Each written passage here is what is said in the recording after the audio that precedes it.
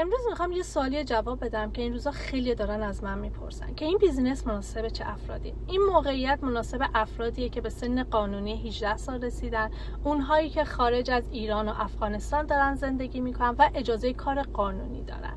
افرادی که مایندست کارمندی ندارن، مایندست بیزینسی دارن، افرادی که اهل تلاش و کوشش هستن و اینکه دنبال یادگیری و تجربه کردن چیزهای جدید هستن.